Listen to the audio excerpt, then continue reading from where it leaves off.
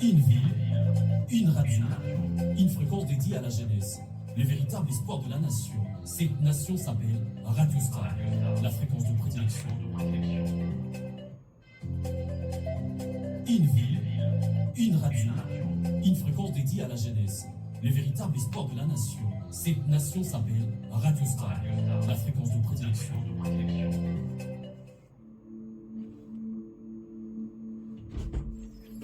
Pas du tout Les bontés de l'Éternel ne sont pas épuisées.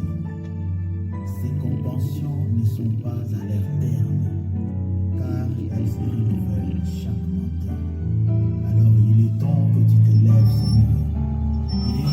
Et papa.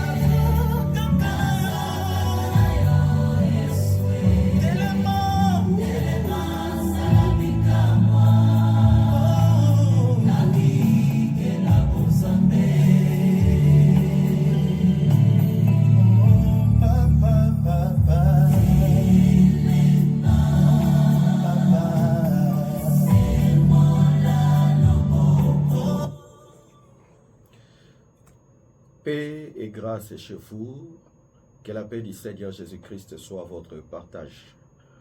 Nous sommes l'Église des Saints de Bukavu. Nous sommes heureux de vous annoncer ce jour le lancement d'une nouvelle émission appelée « Les temps de l'éclaircissement ». Derrière le micro, c'est votre frère Hervé Ngaboué, évangéliste, prédicateur de l'évangile de Christ.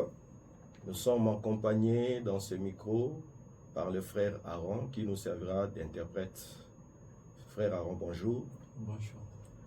Voilà, chers auditeurs de la Radio Star, nous sommes très heureux de vous annoncer qu'aujourd'hui, l'Éternel a voulu que vous puissiez avoir la lumière de la parole de Dieu. Et sans plus tarder, nous annonçons que notre émission sera diffusée désormais chaque lundi de 11h à 11h30 et chaque samedi de 16h à 16h30. Restez donc à l'écoute.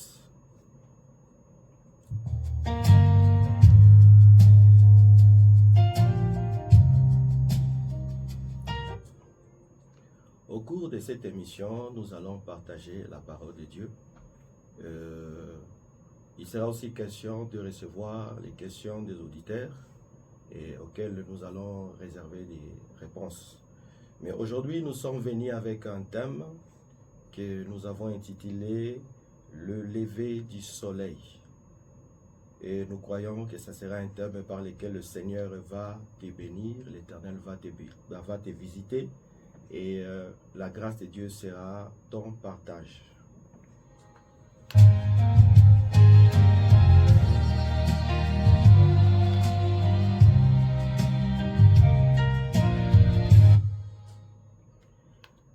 Sans plus tarder, nous allons lire les Écritures. Nous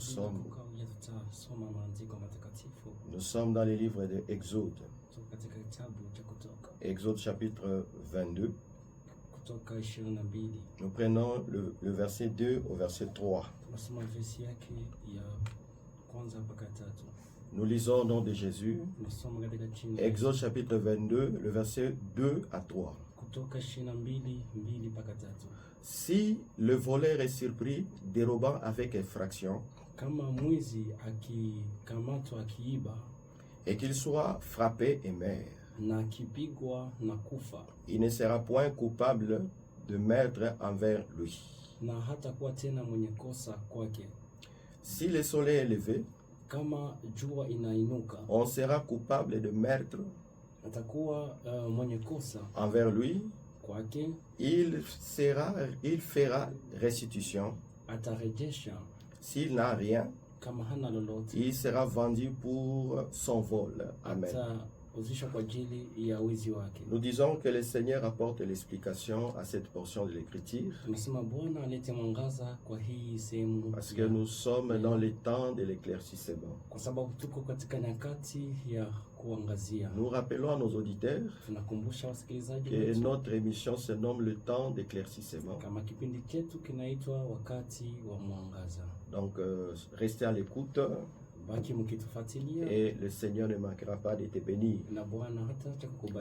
Remarquez, bien aimé, ici il s'agit de la loi que Dieu a donnée à Moïse. Donc, lorsque vous lisez les Écritures, dans Colossiens chapitre 2, verset 17, il est dit que la loi c'est l'ombre de bien à venir. Donc la loi c'est l'ombre. Mais il est dit que la loi c'est l'ombre des choses à venir. Mais le corps se trouve en Christ. C'est-à-dire, si tu veux comprendre la loi de Moïse, c'est en Jésus qu'il faut la comprendre. Voilà pourquoi, lorsque dans Exode chapitre 22, il est dit que si un voleur est attrapé par infraction la nuit, tu le tueras sans miséricorde pour le vol qu'il a commis. Mais si le soleil s'élève, le voleur obtiendra miséricorde. Il ne sera plus tué. Mais par contre, il restituera le bien qu'il a volé. Pourquoi? Parce que c'est le lever du soleil. Maintenant, est-ce que le Seigneur, dans la loi, s'est donné seulement la peine de parler du traitement qu'on devait réserver à un voleur? Nous croyons que le corps de la loi c'est en Christ. Pour comprendre cela, nous devons ramener ça dans le Seigneur de gloire Jésus. Parce que Jésus a dit ceci dans Jean chapitre 5 verset 39. Il dit, vous sondez les Écritures, vous pensez trouver en elles la vie éternelle, mais ces Écritures rendent témoignage. Maintenant, écoutez bien aimés, ici il est question de deux temps. Il y a le temps de la nuit, il y a le temps du jour. Le jour, le voleur est puni de mort. Il est puni pour son péché. Mais si le soleil s'élève, quel que soit le vol qu'il a fait, haijalishi wizi aliyoifanya, quel que soit le péché qu'il a commis, haijalishi dhambi aliyoifanya, il obtient directement miséricorde anapata rehema parce que c'est le jour. kwa maana ni siku. Maintenant, remarque bien aimé, Utendelewa mpendwa, pour comprendre cette portion de ili l'écriture, kuelewa hii sehemu ya allons dans le livre de Genèse, twende katika kitabu cha au Mwanzo. commencement. Hapo mwanzo Vous allez remarquer, utendagundua lorsque Dieu a commencé à créer, wakati Mungu alianza kuumba, arrivé au 4e jour, kufika kwa siku ya Dieu ine, a créé des luminaires. Mungu akaumba Il mianga, a créé le grand luminaire, akaumba mianga mikuu, il a créé le soleil akaumba jua pour présider au jour, ili itawale pour mchana, éclairer la terre pendant le jour. ili angazie siku. Il a créé aussi la lune et les étoiles Akaumba pia mwezi na nyota qui devaient éclairer ambazo zingeli pendant la nuit. angaza usiku. Et la Bible dit ceci, Linasema lorsque les luminaires sont créés, wakati mianga inaumbwa, Dieu dit ceci,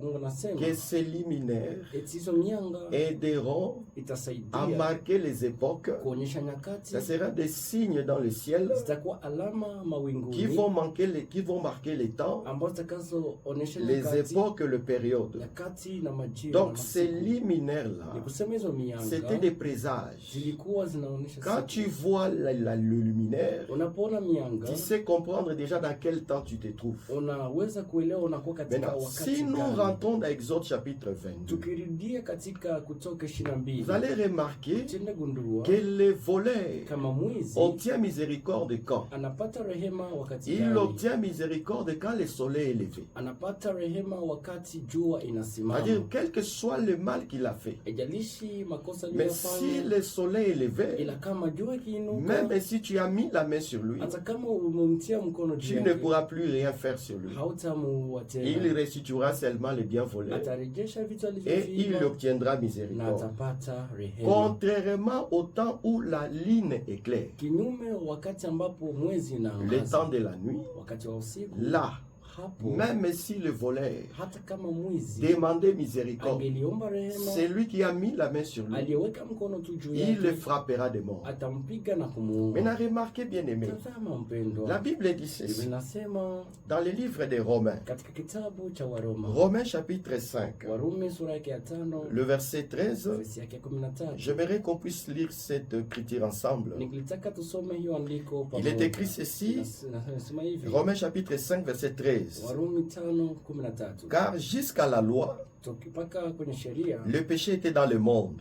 dhambi ilikuwa duniani, Or, le péché na dhambi n'était pas impité haikukuwa inapana quand il n'y a point de loi. wakati hakuna sheria. Cependant, Ni hapo la mort kifo a régné depuis Adam ilitawala tokea Adamu jusqu'à Moïse, mpaka Musa, même sur ceux qui n'avaient pas péché par une même transgression semblable à celle d'Adam, hata kwa wale ambao hawakufanya dhambi iliyofanana ya Adamu, lesquels est la figure de celui qui devait venir. ambayo ni alama ya ule ambaye angelikuja. Lorsque nous lisons cette écriture, Tunaposoma hii andiko, vous allez remarquer qu'il est dit ceci, tunagundua kama que inasema jusqu'à la loi, mpaka kwenye les sheria péchés étaient dans le monde. dhambi ilikuwa duniani, Or, le péché na dhambi n'est pas impité, haikupewa car quand il n'y a pas la loi. wakati hakuna sheria. Cependant, Ni kusema la mort kifo a régné ilitawala depuis Adam tokea Adamu jusqu'à Moïse. mpaka Musa. Or, lorsque nous rentrons dans notre récit d'Exode chapitre 22, Tunaporudia kwenye Kutoka vous allez 22, remarquer que la mort règne quand?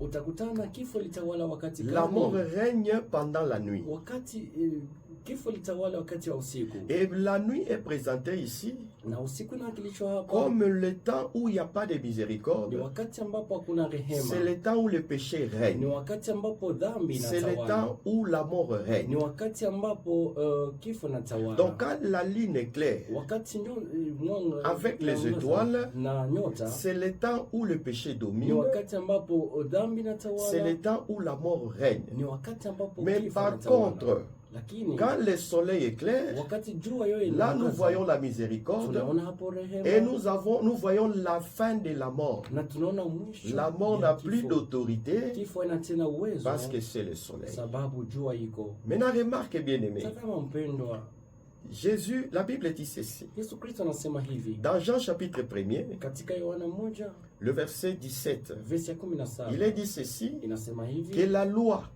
kama sheria est venu a été donné par Moïse, imepewa na Musa, mais la grâce et la vérité ila neema na ukweli sont venus par le Seigneur de gloire Jésus. zimetoka kwake Yesu Or, Kristo. lorsque nous rentrons encore dans ces récits, Tunaporudia quand katika est-ce hili ya que andiko, le voleur obtient grâce? wakati gani mwizi anapata C'est quand rehema? le soleil apparaît, Ni wakati ambapo jua c'est quand inatokea, la grâce lui est accordée. ni wakati rehema Mais anaipata. pendant la nuit, Lakini usiku c'est le temps de la loi, ni wakati ya et sheria, là, il est sous la condamnation de la mort, na hapo anakuwa chini et le ya péché hukumu lui ya est kifo, compté. na dhambi iko juu C'est yake. ici que nous disons, Ni hapo ndipo tunasema lorsque la loi disait wakati sheria que ilisema le voleur sera coupable la nuit kama mwizi ataadhibiwa usiku et qu'il méritera la mort, na atauawa, mais qu'au lever du soleil, lakini jua ikiamka il obtiendra miséricorde, atapata nous rehema. comprenons que c'est des temps prophétiques. Tunaelewa kama ni nyakati mbili Ça za parle seulement unabii. du temps de la loi, Inaonyesha tu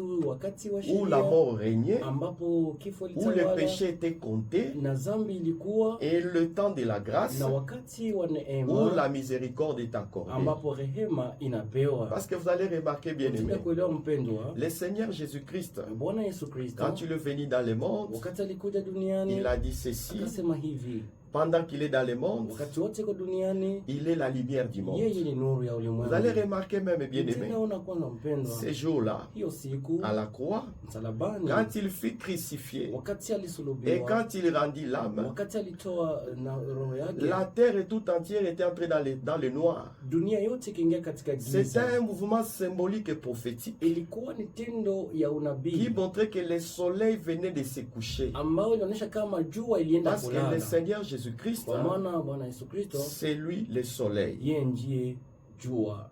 Est-ce qu'on est ensemble? Tuko pamoja, Est-ce que nos auditeurs sont avec nous? wasikilizaji wetu wako Est-ce que vous êtes en train de comprendre mko natuelewa comment nous sommes en train de ramener la loi à notre Seigneur de gloire vile Jésus-Christ? tunarudisha sheria kwa Bwana wetu Yesu Le Kristo. temps où le soleil s'élève, Wakati ambapo jua inasimama c'est le temps où la lumière ni vient, wakati ambapo nuru c'est le inakuja, temps de la grâce. ni wakati wa neema. C'est-à-dire au temps de la grâce, Wakati wa neema il n'est plus question de condamner les coupables, sio tena kumhukumu aliyefanya mais il est kosa, question ila de demander au ni coupable kuomba ule aliyefanya de kosa restituer ce qu'il a volé. kosa arudishe kile alichoiba. Mais pendant le temps de la nuit, Ila wakati wa usiku là, il n'y a pas de pardon de péché. hapo hakuna Parce msamaha wa que la dhambi, loi kwa sababu sheria n'avait pas effacé les péchés. haikuvuta La dhambi, loi couvrait seulement le péché ila sheria ilifunika tu et dhambi chargeait la conscience de l'homme du péché qu'il avait commis. na ilikuwa inamuwekea mtu hiyo roho ya kukumbuka makosa Et aliyofanya. comme le péché était là, Vile dhambi ilikuwa hapo la mort était là. na kifo ilikuwa Voilà hapo. pourquoi il fallait que le Seigneur vienne, Ndio kwa maana nitakiwa Kristo aje comme le soleil, kama jua afin de nous apporter la ili lumière, atuletee nuru, afin de nous donner la vie. ili atupe Vous uzima. allez remarquer, bien aimé, Tenda kuona mpendwa, les luminaires que le Seigneur a créés, que Dieu a créés, mianga ambazo Mungu dans alizoziumba la révélation, katika ufunuo, ces luminaires-là, hizo mianga ça parle aussi des prophètes. inaonesha manabii, Parce que les prophètes, kwa maana manabii ce sont des luminaires. ni mianga pia. Lorsque tu lis Ésaïe chapitre 28, Unaposoma Isaya 28,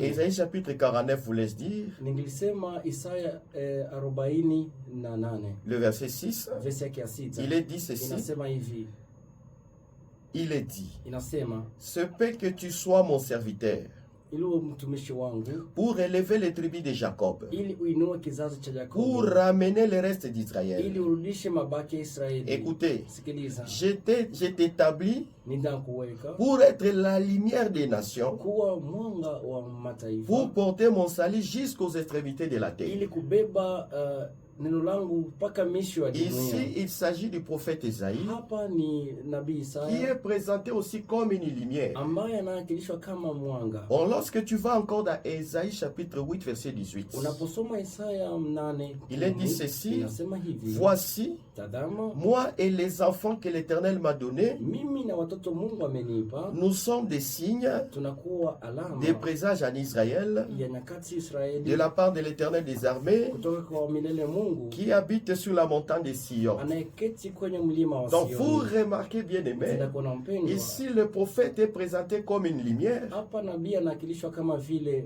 mwanga pour les nations. kwa ajili ya Et il est mataifa. présenté aussi comme un signe, un présage. Anaonekana kama vile alama ya nyakati. Or, lorsque nous rentrons dans les livres de Genèse, Tunaporudia katika kitabu kile cha Mwanzo, les signes qui devaient servir de présage, alama ambazo zingelionyesha nyakati c'était le grand luminaire. ilikuwa ni mianga mikuu. C'est pour dire, bien aimé, Kusema mpendwa, la ligne et le soleil kusema mwezi na jua symbolisent aussi les prophètes. inaonesha pia manabii, Et la lumière que donne le prophète, na nuru wanaopana manabii c'est l'enseignement. ni mafundisho. Remarquez, bien aimé, Tazama mpendwa, dans les livres de Proverbes, katika Methali, Proverbes chapitre 6, verset 23, Methali 6:23, vous allez remarquer que utaenda là-bas, kuona hapo on est en train de présenter la lumière comme l'enseignement. wanaonesha nuru kama vile Donc mafundisho. c'est pour dire, Kusema les luminaires,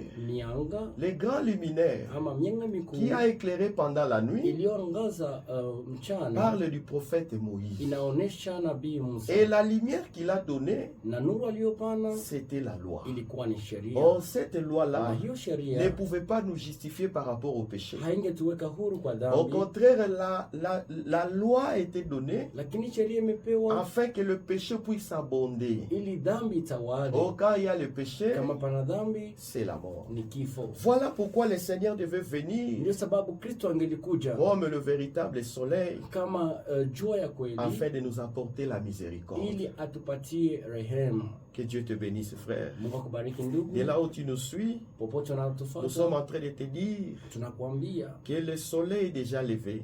jua imeshainuka, Parce que le thème que nous abordons ces jours, kwa maana mada tulionao c'est leo le lever du soleil. ni kuinuka. Or, kwa le jua. soleil qui s'est levé, Jua iliyoinuka c'est le Seigneur de gloire ni Jésus-Christ. Bwana wa utukufu Yesu Kristo. C'est le temps de la grâce. Ni wakati wa neema. Pendant ce temps de la grâce, Wakati huu wa neema, j'aimerais dire à un auditeur qui me suit maintenant ningetaka niambie msikilizaji que anifuataye kwa personne ne muda peut huu, pas te condamner pour ton péché. mtu hawezi kukuhukumu kwa dhambi Parce que uliifanya, déjà, il y a la lumière de la grâce. kwa maana kunayo nuru ya Ces neema. voleurs ici, Huyu mwizi pendant la nuit, usiku il était condamné. alikuwa na On hukumiwa, pouvait le tuer. wangelimuua. Mais quand la grâce vient, Lakini wakati quand le neema soleil inatokea, apparaît, wakati jua quel que inasimama, soit le forfait qu'il a fait, haijalishi makosa aliyoifanya, on ne le considère plus. hawaikamate Parce tena, qu'il a rencontré la lumière. sababu wamekutanana Vous na allez nuru. remarquer, mes frères, Tunaona ndugu dans le zangu, livre de Jean chapitre 8, katika kitabu cha Yohana on nous parle 8 d'une femme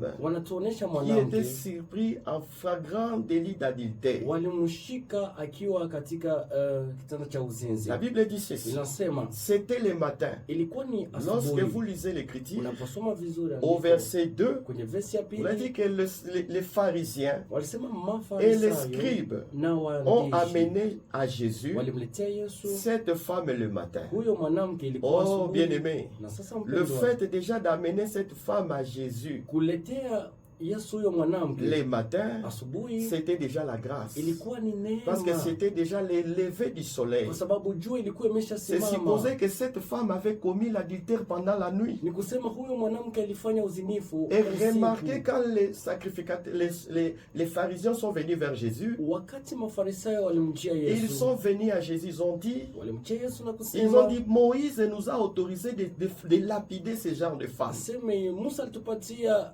agizo tuwapige hao Mais na toi, wanawake qu'est-ce mawe. que tu dis? Wewe unasema nini? Pourquoi? Kwa nini? Parce que Moïse, c'est la ligne. Kwa maana Musa ni mwezi, C'est le prophète du temps du soir. ni nabii wa wakati wa C'est lui qui usiku. condamnait. Yeye ndiye alikumu, Il n'avait pas de miséricorde. hakukuwa na rehema. Cette femme elle était digne d'être lapidée. Huyo mwanamke aliitwa apige Mais mawe, lorsqu'on l'a menée vers Jésus, lakini walipomletea Yesu, Jésus a dit ceci, Yesu akasema que hivi, celui qui n'a pas encore péché yule ambaye hajawahi kufanya puisse dhambi lui jeter la pierre. awe wa kwanza kumpiga La Bible mawe. dit ceci, Biblia inasema ils firent tous se frapper dans leur conscience. wote wakapigwa kwenye Et dhamiri ils zao, l'ont abandonné. na wakaenda. Pourquoi cette femme a trouvé grâce? Kusema kwa nini yule mwanamke alipata C'est parce rehema? qu'elle a rencontré le soleil. Ni wakati alikutana na C'est jua. parce qu'elle a rencontré la grâce. Wakati alikutana na Jésus lui a neema. dit, Yesu akamwambia, où sont ceux qui te condamnaient? wako wapi Où waliokuhukumu? sont ceux qui t'accusaient? Wako wapi waliokuhukumu? Jésus a dit, Yesu akasema, va et ne pêche plus. nenda na usifanye dhambi tena. C'est ça même, hein? Hii ndiyo La restitution de biens volés.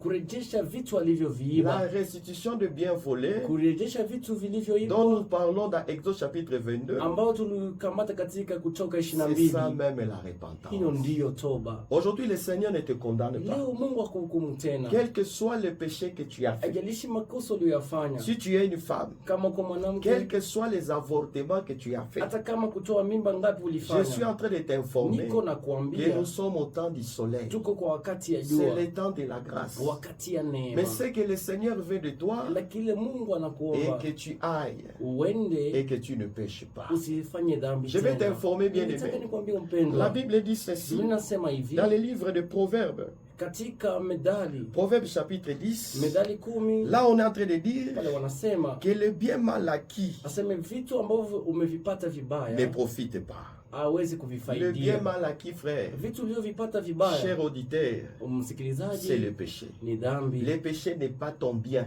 Dhambi sio kitu chako, C'est le bien que tu as pris auprès du diable. ni kitu likutosha kwa Maintenant, quand shetani. tu rencontres la lumière, Unapokutana na nuru tu sasa, dois restituer tout le mal. inabidi urudishe yale maovu yote. C'est ça la repentance. Hiyo ndio toba.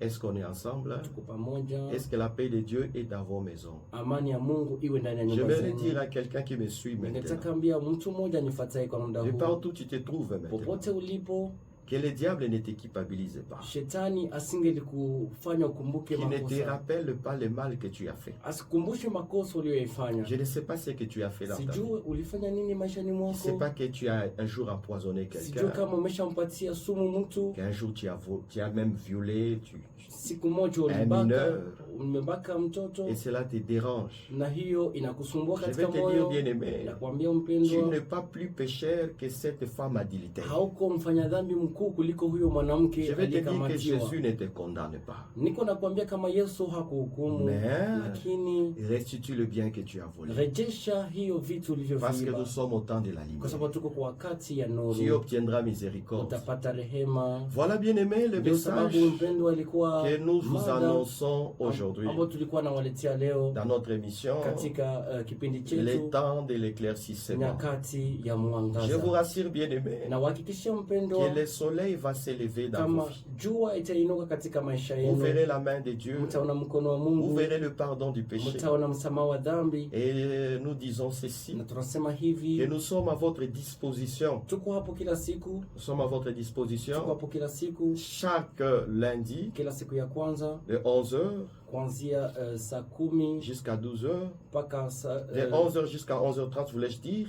nilikuwa sema saa 5 mpaka saa 6, De 11h kuanzia saa 5 jusqu'à 11h30. mpaka saa 5 na nusu, Et chaque samedi, na kila siku ya 6 de 16h kuanzia 16h à 16h30. mpaka 16h30. L'émission sera rediffusée Na kipindi kitarudiliwa, l'émission d'aujourd'hui, kipindi cha leo elle sera rediffusée le mardi itarudiliwa tena siku ya à pili 21h45. kwenda 21:45, Et le samedi, lorsque nous serons ensemble, na siku ya 6 tutapokuwa pamoja notre tena. émission sera rediffusée Hii kipindi chetu kitarudiliwa les dimanches siku ya à Jumapili 21h45. 21h45. Nous disons que la paix de Dieu soit avec vous. Tunasema amani ya Mungu iwe pamoja Et nanyi, si vous avez été touché par le message, na kama mmeshikwa na hii mada, voici notre numéro.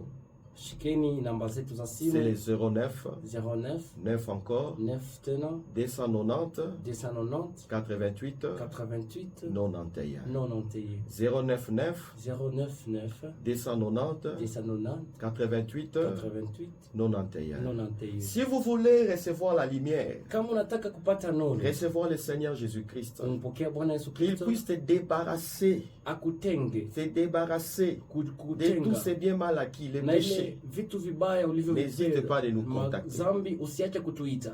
Que Dieu te bénisse Mungu encore. akubariki tena. C'est l'émission, Ni mada, c'était l'émission, ilikuwa mada le temps de l'éclaircissement. wakati wa mwangaza. produite par l'Assemblée des Saints de Bukavu. inaletwa na mkusanyiko ya watakatifu. Nous avons nos assemblées locales Tunakuwa na makusanyiko zetu za en mahali ville, hapa mjini, sur boulevard Lumumba, unapopita kwenye barabara ya Lumumba, juste le bâtiment qui se trouve en face d'Equity Bank, ukifika kwenye nyumba karibu na Equity Bank au deuxième niveau. kwa etage ya pili. Mais nous avons aussi notre assemblée Tunakuwa pia na kusanyiko letu lingine à Kadutu, inakuwa pale Kadutu, Boolode, pale Boolode, juste en face du marché des carrières. karibu na soko ya Carrière. Nous sommes aussi à Chiriri Tuko pale Chiriri, et du côté de l'hôpital Leroy. karibu na hospital ho hapo Chituki Mulwa. Voilà, si vous voulez nous contacter, Kama unataka kutuita, nous sommes à votre disposition. tuko tayari kwa ajili Paix yenu. et grâce chez vous, Amani na neema que la grâce kwenu. de Dieu soit votre partage, Neema Mungu iwe que les soleils s'élèvent dans vos vies, mwanga iinuke ndani ya maisha partout où yenu vous vous trouvez maintenant. popote mliko wa J'ai sasa dit que hivi. le Seigneur te bénisse, Nasema Mungu akubariki toi qui es au travail en ce wewe moment, unayetumika kwa muda que la huu. faveur de Dieu soit avec toi, Neema iwe nawe, que la grâce de Dieu soit avec toi. neema ya Mungu iwe pamoja Quand nawe. le soleil s'élève, Wakati jua les inasimama, ténèbres est chassées. giza inakimbia. Voilà pourquoi en ce moment, Ndio kwa sababu kwa muda je huu déclare que la natangaza lumière de Christ nuru ya Kristo puisse éclairer tout ce que tu fais, iangazie yote que la unayoifanya. faveur de Dieu soit ton partage. Neema ya Mungu iwe sehemu yako. Merci beaucoup, à bientôt. Asante tena na tuonane tena.